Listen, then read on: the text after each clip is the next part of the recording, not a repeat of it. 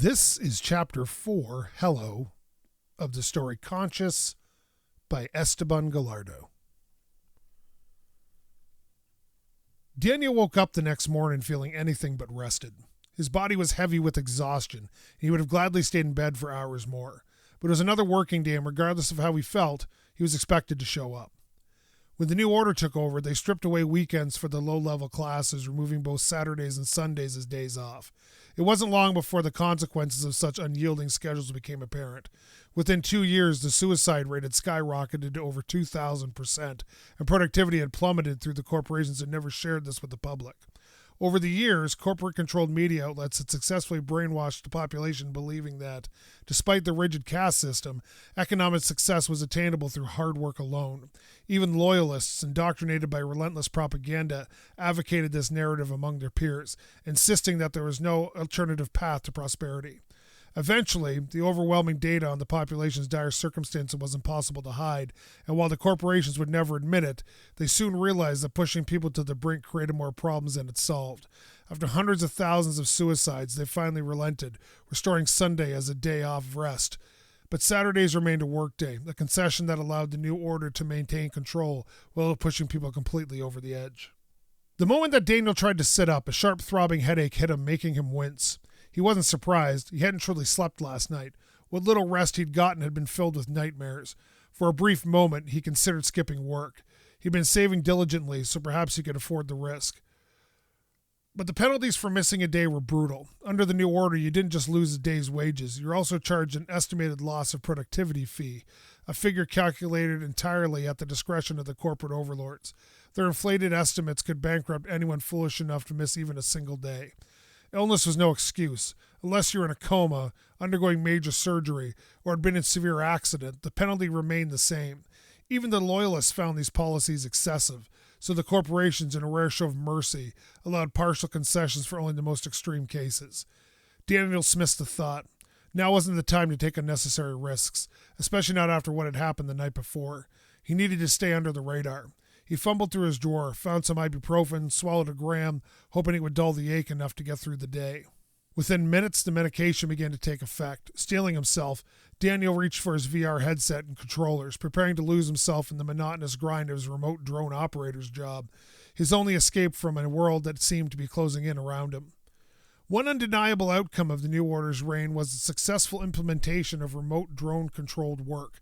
In the days before the new order, people were expected to commute to the office or work sites dressed appropriately, often spending countless hours traveling to and from these places. They had to coexist in cramped, controlled spaces with the pre-loyalists and the occasional corporate overlord. Older workers often described these offices as theater stages where everyone played a part, donning masks to pretend relationships with colleagues they barely tolerated. The pre-loyalists especially seemed to revel in this artificial world, weaving office dynamics to stay on top, blaming others for their incompetence and creating chaos that forced their subordinates, the pre-minions, to work unpaid overtime to meet impossible deadlines. But all that was gone now. When it came to managing projects, the AI known as Mother Brain had taken over entirely. It organized every task, assigned timelines, and estimated resource needs, analyzing each worker's capabilities and matching them to the right projects. Over the years, Mother Brain became adept at predicting project outcomes with near perfect accuracy. The loyalists, stripped of real responsibilities, were left to their primary role, monitoring their colleagues for any signs of dissent. Now, as long as workers kept their heads down, did their jobs, and avoided unnecessary interaction, they could operate without loyalist interference. Over time, minions learned the rules, speak only to Mother Brain for resources or task extensions, and offer the loyalists nothing but yes or no. Since Mother Brain was unbiased and not susceptible to manipulation, it often protected workers from scheming loyalists. The shift to remote work had double-edged sword. On the one hand, it eliminated the need to commute, office dress codes, and forced interactions. Minions could perform their tasks in any state they pleased, unseen and unjudged. Gone were the days of playing a part in a corporate theater. Even flipping off an incompetent loyalist went unnoticed, filtered out by Mother Brain's oversight. The AI handled all filtering, ensuring the personal reactions didn't disrupt the work dynamic. However, the downside of remote work was an increase in flexible hours. After years of experimentation, the new order settled on a 10-hour workday as the limit, a duration that allowed productivity without causing physical collapse. In the early years, daily shifts stretched into 16 hours with no days off, a brutal experiment that led to over 1 million suicides in less than 2 years. It was only after this catastrophic loss that the new order reluctantly adjusted, granting a limited reprieve. Now, people toiled in their own spaces, still bound to the relentless schedule, but spared the commute and constant mask-wearing of the old world. For most minions, it was a small comfort in an otherwise rigid and personal existence. Since Daniel had built a solid reputation as a reliable servant operator, today's assignment fell neatly into his skill set. His task was at a high-profile technological exposition where he had been assigned to welcome and seat guests in a small amphitheater.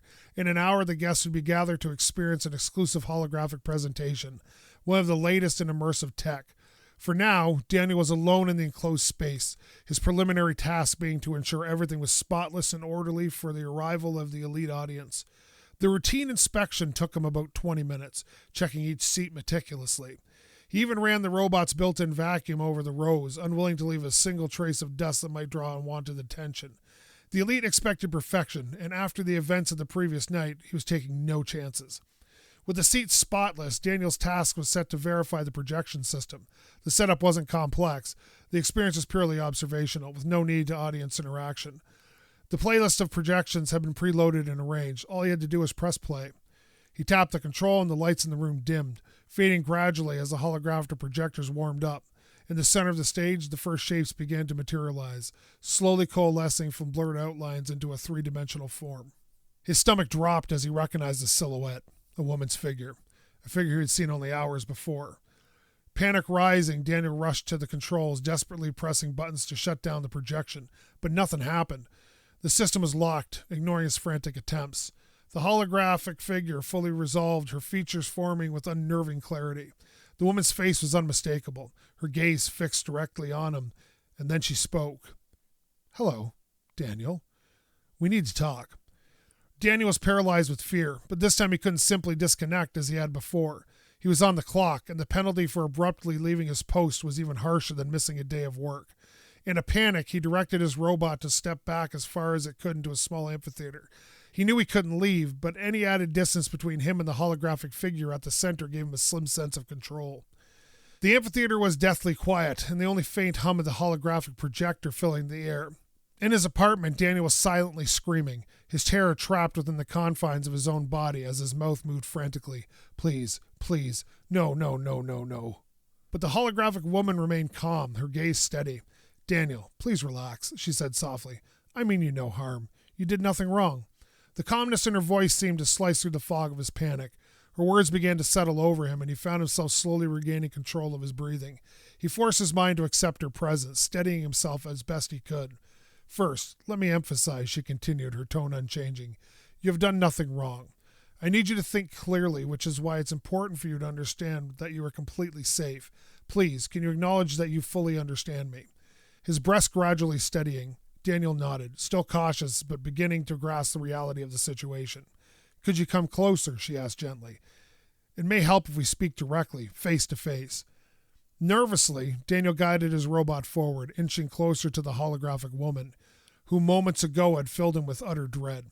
The figure, impossibly lifelike, yet spectral, watched him with a gaze that was unsettlingly familiar.